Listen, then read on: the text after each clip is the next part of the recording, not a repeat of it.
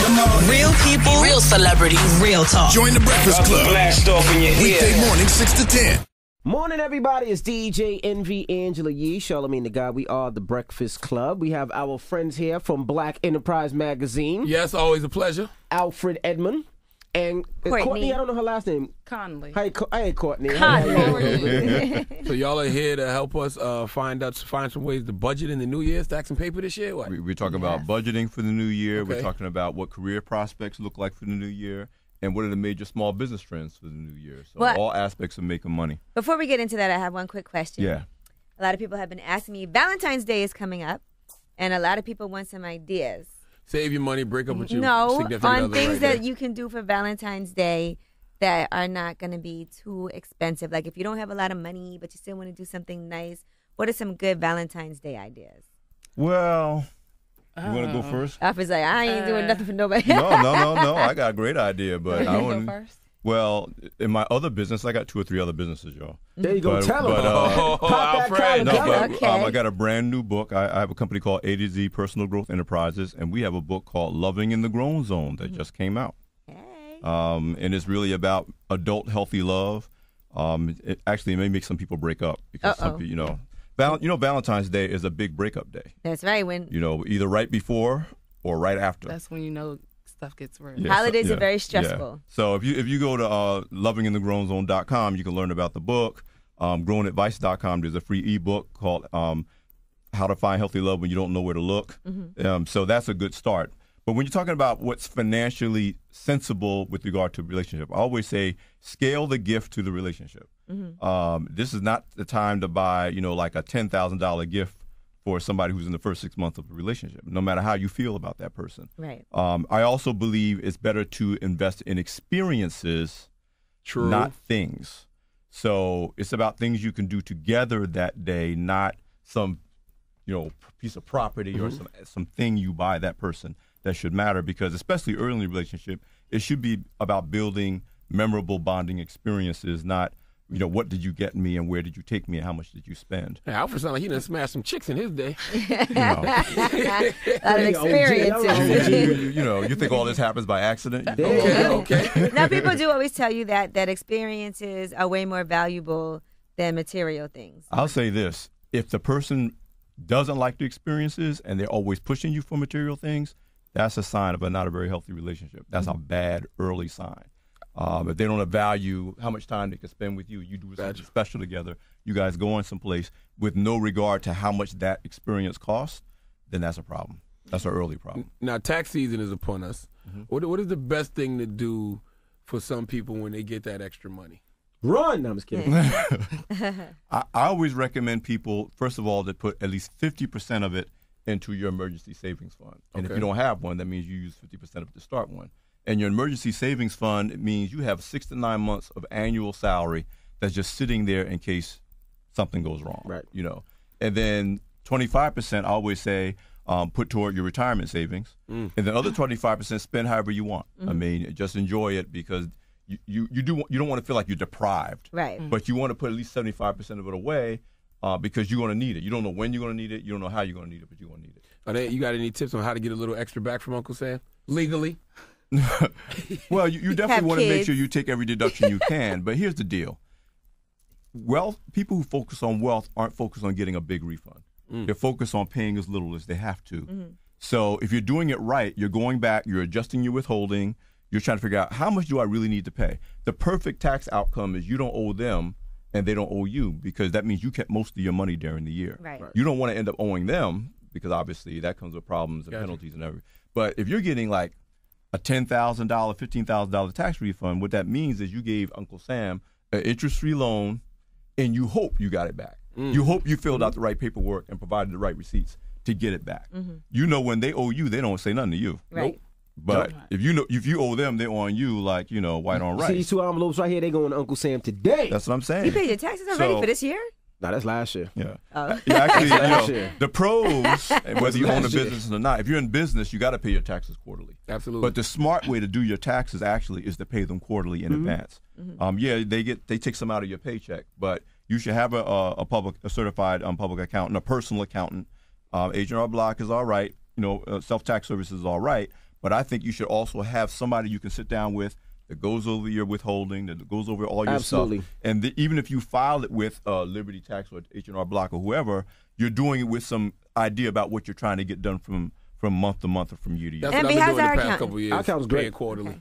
Yeah, it's just better. Yeah, I pay quarterly. Our accountant's great. He's wonderful. He's amazing. He made things happen that I couldn't even imagine.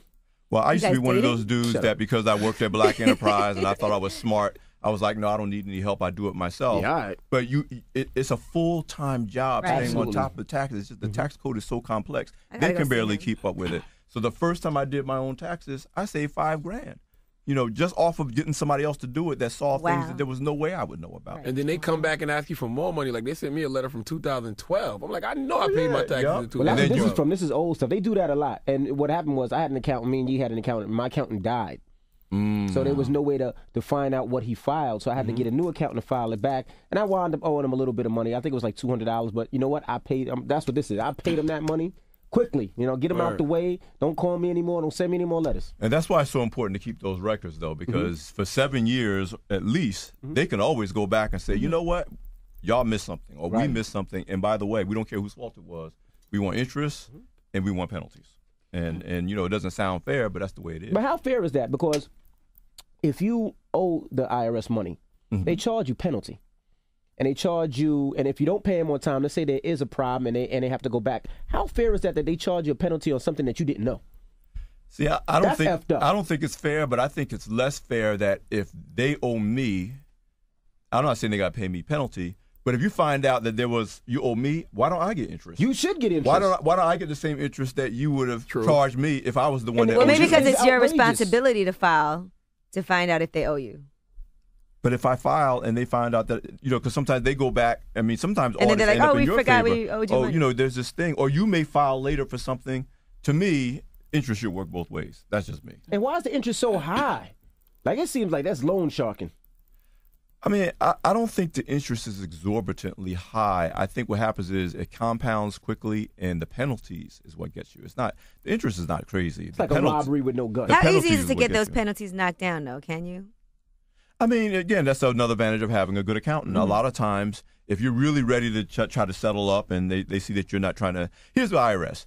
If they think you're actually being cooperative and you're not trying to get away with something, they usually will try to work something out. It's when they think you are trying to get away with something that they play hardball and they're not playing. So if you're someone who's paid your taxes every year and then 1 year you went off the rails, they're going to look at your larger track record of someone who's been a responsible taxpayer and say, this is not somebody who's trying to hide money, lie about income, being shifty. This is someone who, again, I don't know anybody, no matter how great they are with their finances, who hasn't had some kind of problem with the taxes because taxes are so complex. And if you're under the age of 25, I think it's a crime that when you come out of high school, you weren't taught anything about the tax code. You're right. You weren't taught about anything about how to balance your checkbook.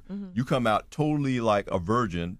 That should be a class And in you're- high should school. be a should be a class. class in high That school. should be a class. So many of your mistakes you make in the first 5 to 7 years of your adult life because And nobody when I was in told college, you. I ran my credit into the And that's ground. what I was gonna Yeah. say. People in college don't even know about that. Nobody, So you could get a There's no classes. PhD and know nothing about credit, know nothing about taxes, know nothing about balancing a checkbook.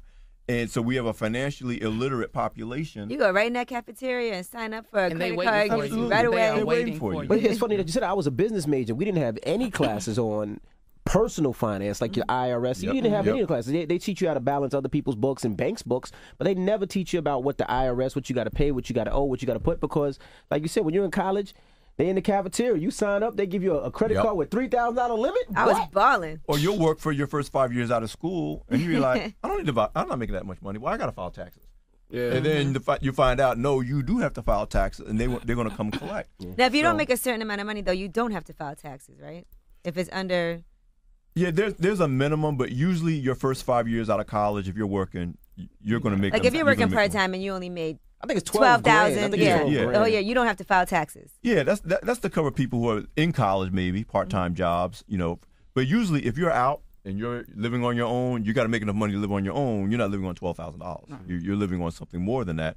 And even if you only file the 1040, the short form, you got to file something. But what happens is you get deep into your career, maybe you're 5-10 years into your career, and you didn't, taxes just wasn't on your agenda. You're trying to pay bills, you're trying to get your hustle on, you're doing other things, and then you get caught out there. Right. And again, I've been doing personal finance for Black Enterprise. I have a daily personal finance feature for American Urban Radio Networks, and the one part of personal finance that scares me is taxes. I'm always like, oh my God, We're all scared. I'm so paranoid about taxes. Yeah, you got to keep your taxes in order, sir, because if you ever slip up, you're going to look crazy. It's like, I don't owe money in taxes. I have looked crazy. I've been there. I've been there. All these tips he giving out, he owe money? Now, you mentioned retirement plan. When's a good time to start your retirement plan? Now. As early as possible. Word. Exactly. Because I think that's something a lot of young people, you think that you could pull it off. But if you start early, that's money you won't even miss. Mm-hmm. So if you start early, start now. Like I'm 24, start now. As soon as you get out of college, start now. A lot of people wait.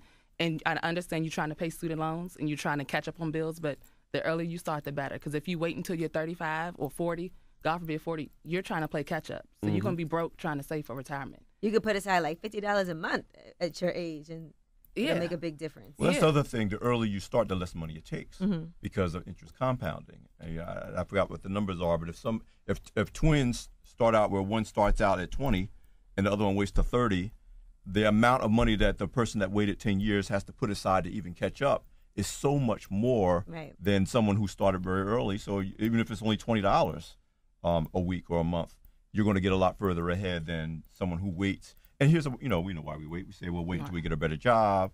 I'll wait until I get married. I'll wait till I have kids. I got bills to pay. And not realizing that on the back end, you're going to get caught out there big time, especially anybody who's under the age of 40 now. Now, if you're young and it's not a lot of money, what's a good thing to do, like a Roth IRA? Or some people compare Roth IRAs to 401k. What's a better situation? Well, really, it's a matter about whether you want the taxes taken out or taken out later. So a traditional IRA is tax-free now, but when you draw from it in retirement, they tax you. But the idea is supposedly you're going to be in a lower tax bracket, theoretically, by the time you get there. Or you could say, listen, I don't want to be taxed later, tax me now, and that's a Roth. And I get my complete money back. Right. But at this stage, if you're 25, it doesn't matter. Just put money away. Just if your company offers a 401k, take it. And they match it. And match it, especially if they match it. But even if they don't, and if and speaking of your taxes, obviously if you do a regular IRA, that means less taxes you're paying now too. Right. And if they don't offer something, then you should get an IRA. Like I say, even if it's just $20 a week, if that's all you can do, that's way better than nothing. Now, also talk about credit scores. A lot of people have a problem with their credit, and they're trying to rebuild it, but they don't know how to rebuild it, where to start. How can you suggest somebody to rebuild their credit? That's a good question. It's another thing, too, and people don't even be realizing they don't have no credit. They don't realize that until they go try to purchase something. Like, I don't have any credit. Yeah, I have a friend right now, and he's like, I need to establish some type of credit. What do I do to even establish credit? That's the reason his credit score is low, because he doesn't have any credit. Well, first of all, there's no reason not to know your credit score anymore. Because now you are entitled to get your credit report for free through annualcreditreport.com. Twice a year you can get your report for free, which didn't used to be the case as recently as 10 years ago.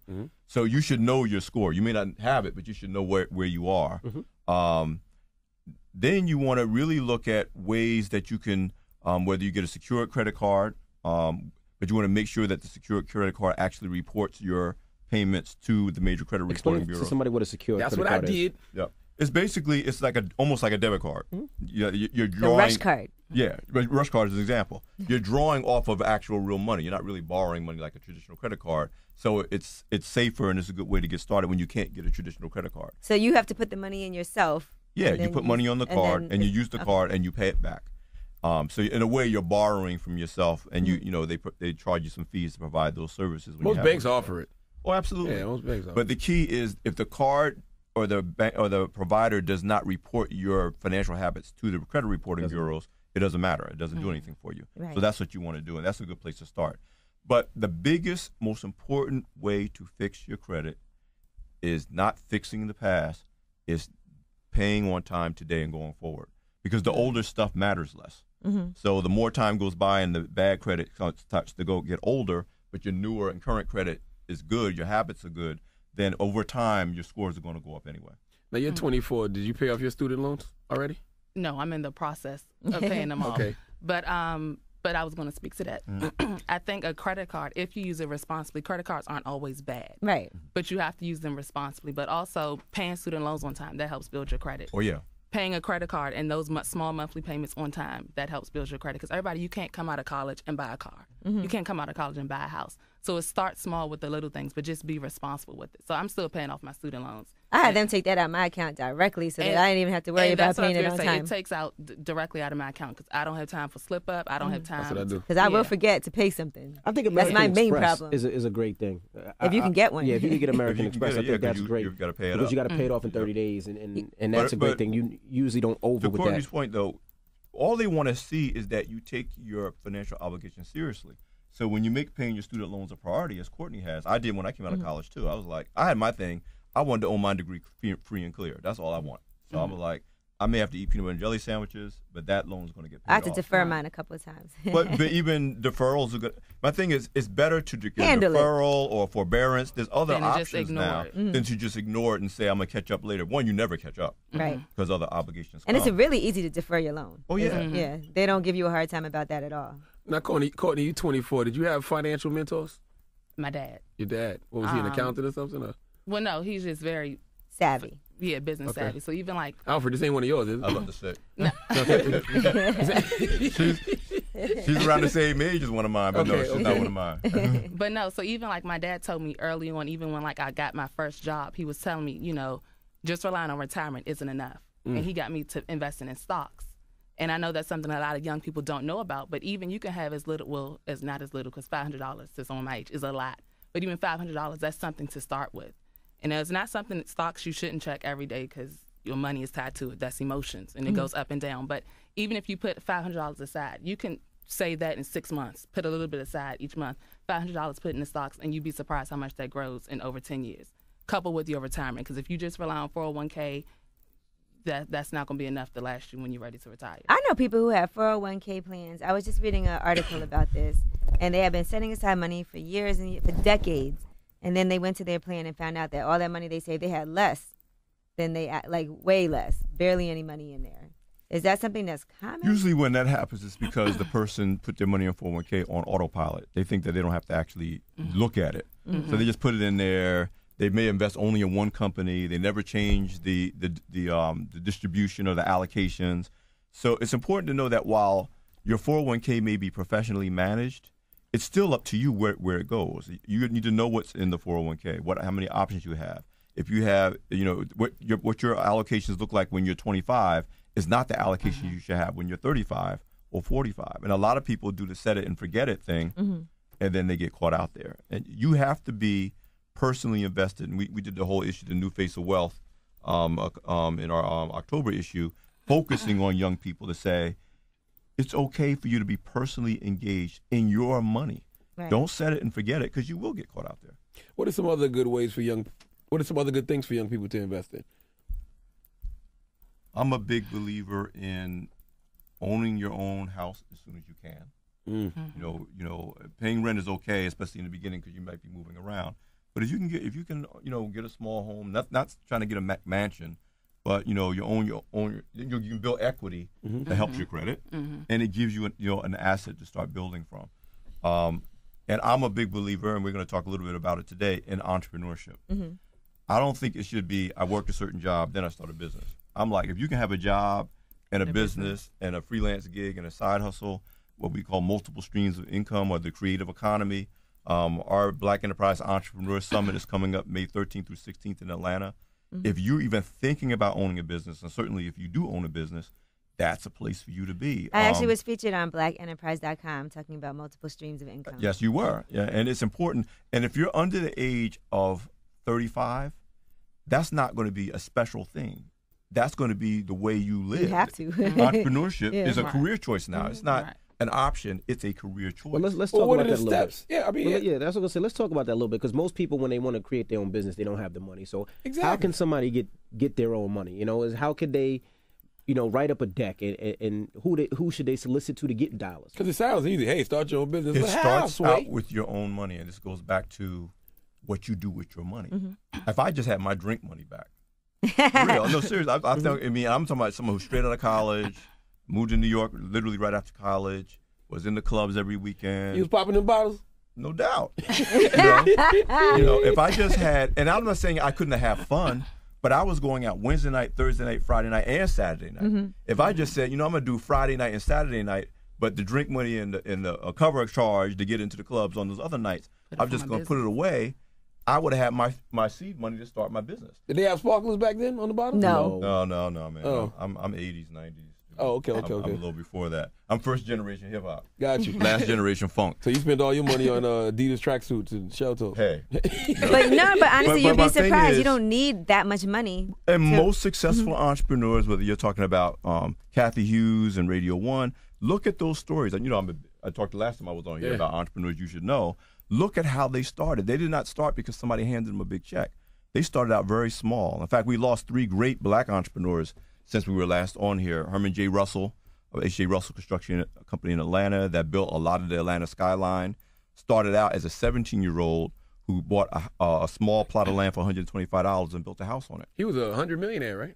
Damn near billionaire. Oh yeah. And so you look at these stories, these entrepreneurs. They started out because they were like, you know what? Maybe I don't need a brand new car. Maybe I can keep this car and use that money to start putting money away for entrepreneurship. And I tell people today, the minute you even think you have a business idea, even if you don't know what it is, start you a small business fund. Just I'm going to put some money in this because when I'm ready, I have money to get started. And if you can get started, that's when you attract. But so do you go to a bank? You go to a bank and say, I want to open up a small business fund? Yeah. Okay. Most banks have small business accounts. Yeah. That are specially for entrepreneurs. See, you know what though, that's real difficult because most people when they graduate out of school or they have an idea, it's check to check, and they're barely making it. And they might have this amazing idea, and then they might look at somebody else with a different color skin that might write a deck. It might go to the bank, and it seems like it's easier for them to get a loan. I've had neighbors and people that I know that have wrote up a deck and they got a $100,000 loan like this. You know what I mean? And they have nothing but a good credit and a good background. Well, maybe the bank don't want to invest in another record label. but I mean, the record labels make money. The bank is not the first place you should be going to finance your business. It starts in this order: your own money, which means you got to be serious about managing invest your in yourself. Family and friends. That means you got to have enough game to at least convince somebody you know what you're doing.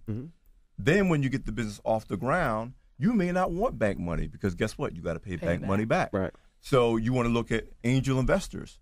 People like H.J. Russell was an angel investor. The late Bill Mays out of Indianapolis, who also passed away. Are those the other two you were talking about? Yeah, he had Mays Chemical out of Indianapolis, and he used to take his personal money and find promising entrepreneurs and invest in their businesses and grow their businesses. Yeah, it's another company called the 5 Ventures that is like that. They help people who are just fresh out of jail. If they got a great business idea, then they'll give them the. There's a whole angel investment community that you should be going to get your business off the ground before you ever think about walking into a bank. And the other thing is, which we have one at the Entrepreneur Summit, there are elevator pitch competitions and business pitch competitions. The one we have, the entries are open now. If you go to blackenterprise.com, you can enter. The top prize is $10,000, and more importantly, what you need more than money is mentorship. So the last 2 winners from our elevator pitch competition, Gwen Jameer out of Michigan, who owns Naturalicious, a hair care products company. I mentored her for 6 mentoring sessions, grew her business. She hired her first employee last week, matched her up with a sister in Newark, Dawn Fitch of Puka Pure and Simple, because she had to figure out how to get from manufacturing products in her basement to being able to manufacture in high enough volumes to accept orders from Whole Foods. Was she selling hair? Natural hair products. Yep. Oh, so Gwen Jameer. The winner the year before last is out of Brooklyn. Her name is Precious Williams. She has a company called Kirby Girls Lingerie. She's now doing so well. She wrote a book about pitch competitions, teaching other people how to pitch. And the prizes for these competitions range from $10,000. Most of them are like $10,000, $25,000 to win, plus relationships and mentorship. Gotcha. The biggest one I'm a judge for, which is called Tap the Future now, but it's gone into different names over the last 10 years. The top prize is $200,000, and you don't have to pay it back. It's $200,000 straight out, and there's more. Tiger's got a program called Tap the Future now. Well, Kylie Jenner's his first. Now there's multiple ways that you can not have to go to a bank, and you can compete for money that you don't have to pay back. You get relationships, you get mentorship, you get resources that can help you grow your business. Because by the time you walk into a bank, you want to have the upper hand. Right. You want to be. They want to be competing to lend you money, and you want to be dictating terms. If you come in there like this, they're gonna be like, "Oh, we'll loan you money," but you talk about loan sharking. They'll be like, "This is what we want. We want, mortgage on your house. We want your firstborn child, and if you miss a payment, we're gonna take your company away from you." you want to have leverage when you go in. How important is having a financial mentor, man?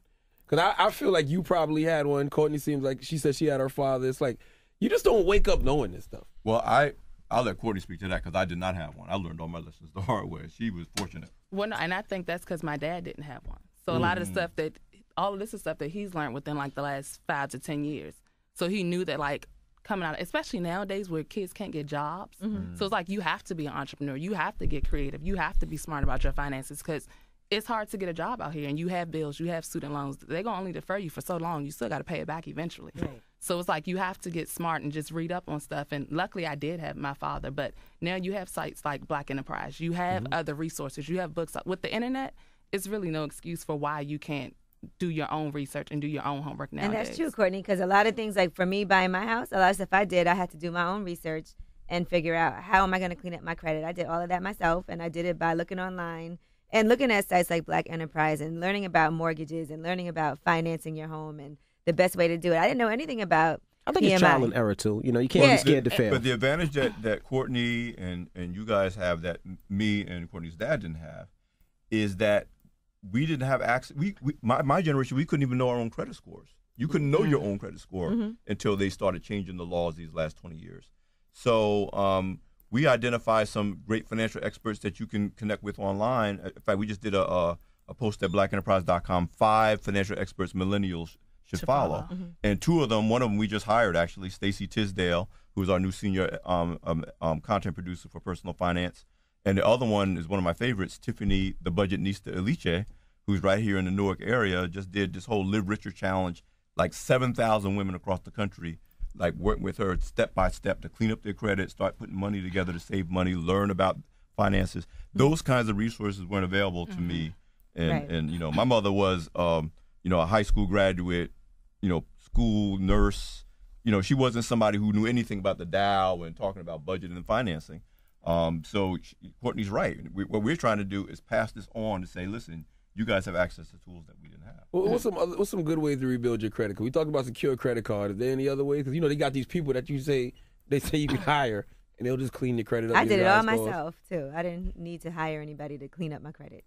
You can hire someone to do it, and the only reason to do that is that if you really don't want to take the time to do it yourself, right? But even then, it shouldn't cost you a lot. I'm a big fan of the National Foundation for Credit Counseling, debtadvice.org, because they will direct you to either free or very low-cost counseling centers that will work with you to build your credit, teach you what you need to know, walk you through the process. They have a great website that will walk you through that process. But they have one-on-one counselors who are certified, and by certification, that means they're constantly being educated.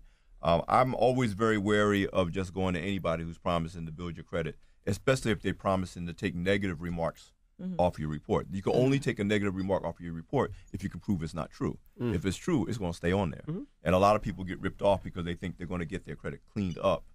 And when the best way to clean up your credit is really to try to do better going forward. And it's really important to know what's on your credit report. Right. Like, to really get that, see what's on there. You know, I was able to send letters for things that were like 3 years old. Oh, you paid something 30 days late. And they removed it off. I sent a letter to the company. They'll remove certain things for you if you've been in good standing since then. It's like one error, 30 days. I missed a payment by accident. I paid it the day after. And I was able to get a lot of stuff taken off. The other things you'll find out a lot of times you thought something was wrong and it wasn't. You'll go back and find out, well, your name was similar to somebody else's name and they got your reports crossed and things like that. So sometimes it's not even that it's going to be bad. What I like about Courtney and people like Courtney is you don't operate with the same kind of fear that my generation did. My mother was like, I don't want to know. And that's what I inherited. I don't want to know. If I don't look, I won't know. Whereas now, because of the internet, because of social, because of access to information, you have a generation of people that's like, no, I need to know because then I can do something about it. Well, I think repair is the main thing. And like you said, there was so many things on my credit report that wasn't me. I mean, I don't know if everybody could do it, but right now I have something on my credit where you cannot run my credit on anything that's over a certain amount without getting my approval. You should put it on your credit. You should put it on your credit too, Yee. Like, if somebody can't buy a car, they can't buy a house, they can't buy anything big. They can't go to a jewelry store and buy anything without my credit card company calling me. There's all kinds of credit protection. I have credit protection on my mine now. So anything a little out of the ordinary, anything goes in my report, they alert me. Right. The only thing is if you actually want to buy something, it makes it difficult for yourself. You swipe your card and then it don't go through, and you're like, oh, I got to call my bank. Everybody looking at you like, they ain't got no money. That's happened to me a couple times, too. But with me, I don't know what you guys may have different services than I do, but I don't have to call my bank. They'll call me. Yeah, they call you. Yeah, they call me. They call me, too. Mr. Edmund, we just want to make sure it's you. We want to make sure it's good. Amex sends me a text. I might say, Matt sent me a text. Now, every time y'all come, people say the same thing, like, yo, I need a financial advisor, I need a financial advisor. And y'all talk about financial advisors. What should you look for when choosing a financial advisor? What should they be saying to you for you to be like, okay, this is a good financial advisor? Or how do you even know where to go to pick one to get a referral? I always start with the people I already know. And a lot of times people are looking for, I mean, there's websites you can go to and other places you can go to. And if you go to blackenterprise.com, we've written articles about it. But if you just let your family, your friends, your coworkers know you're looking for an advisor, most of the time there'll be at least one person that say, I got somebody who's been good for me, and they'll refer. And I do want you to weigh in on this, but the first thing I always tell people to look for is credentials. You want a certified financial, and there's a couple of certifications they should be able to have. You don't want just, your cousin that was good at math in high school to be doing that for you. You want somebody who is certified because they have to take certain courses and be up to speed. One of the certifications is Chartered Financial Advisor. That's one of the main ones. There's a CFA. You want to look for that because that means they're up to speed and they really know what they're doing. They're not just somebody who just says they're a financial advisor. And I think to piggyback off of that, referrals, and go to people who have their finances in check, not somebody who's going to recommend you to somebody else, but their finances are jacked up. Someone who you can... Yeah, because a lot of us don't know people who... Exactly. Someone who's proof that you know that their finances are in check and whether they've been able to fix their credit, someone helped them. Go to someone who's been recommended. Because sometimes just walking in and going to places where you see a financial, they might not be a good fit for you. Right. But if they helped your cousin or your aunt or your best friend get their finances in check and you've seen the patterns that they've helped them fix, then try them out. So. It's almost like looking for a doctor. You want to know that somebody else that's going to that doctor and has had good experiences with them. Right. You also want to realize that you're there to interview them. They're not there to interview you. So you shouldn't even hire them. Even if the first person you get referred to sounds good, you should still try to find at least 2 or 3 other people so you can choose amongst a group as opposed to just taking the first person you find. Because this is a person, and a personal financial advisor I know told me, you have to trust that person enough to become financially naked. You got to tell them about that bankruptcy. You got to tell them that you're behind on your child support. You got to be able to tell them stuff that maybe you don't want to tell anybody. You got to treat it like it's a doctor. Exactly. Or a lawyer. I need to know if you really committed this crime. And so you got to be able to trust them. So they may be perfect on paper and they may be good at what they do, but if you sit down with them and you're like, I'm not comfortable with them, then they're not the right fit you should keep looking. Right. Now, one of my friends was having an issue with her boyfriend because they're thinking about getting married, and she just found out that his finances are a little messed up. His credit is bad, and is that a big red flag to be with somebody whose credit is all crazy and hasn't been honest about it until now? Until now, as in they're buying a house together and he had no choice. Well, it's interesting. The longest chapter of the book I talked about earlier, Loving in the Grown Zone, is a money chapter. It's actually the money chapter. They said that's the number one reason that people get divorced. People get divorced. It's one of the biggest challenges. And here's what I tell people. It's not that you kick someone to the curb because they got bad credit or they didn't handle their money well, because everybody gets kicked to the curb in America. Oh, it's you. I told you. Dummy. I told you I got a book out. Alfred ain't playing. LovingInTheGrownZone.com. I'm telling you. But so it's not that.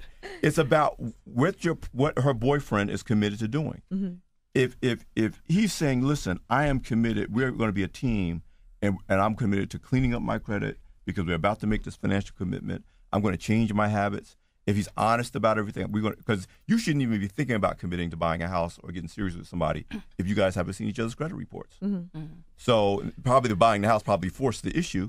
But if his attitude is, listen, I'm going to put all the cards on the table and we're in this together, but I'm going to change my habits to make sure that this is going to help us in the future, then I say go forward. Because that's embarrassing for people sometimes to have to be able to admit, the mistakes that they've made, that they made. But it's called financial intimacy. And I know a lot of us would rather talk about money than talk about sex. We got to show women on credit reports now? Bring it on a date. More importantly, you better see theirs. Gosh. But it's called, there's such things called financial infidelity. We've done a lot of articles about financial infidelity where people are hiding things, lying about things, and that can do more damage to a marriage than actual sexual infidelity or relationship. Right. But most people are perfectly fine with exposing themselves sexually to someone, but won't expose themselves financially to someone, and that's a bad sign. So if he's really like, you can't punish him for his past, but he didn't know what he didn't know. But if he's not really willing to go forward and say we're going to do things differently going forward, then I say you need to back up off of that. Hey, man, this book look amazing. Respect the Power of the Punani. It's not your typical. What that got to do with finance? You got to pay to play, baby. That ain't what we say, but why players don't deserve a pass. You think you Steve Harvey? I'm reading this tonight. Well, tell them where they can get this book one more time. You can go to, well, it's still on Amazon and Barnes & Noble, but if you go to lovinginthegrownzone.com, then it has everything about the book, about the authors, what it's about. Okay. Yeah, you'll get all the information you need. And if you just search Grown Zone, we're all on every social media platform there is. We do a weekly radio show on Blog Talk Radio. But just go to lovinginthegrownzone.com and you'll find everything. Now, Zara D. Green, that's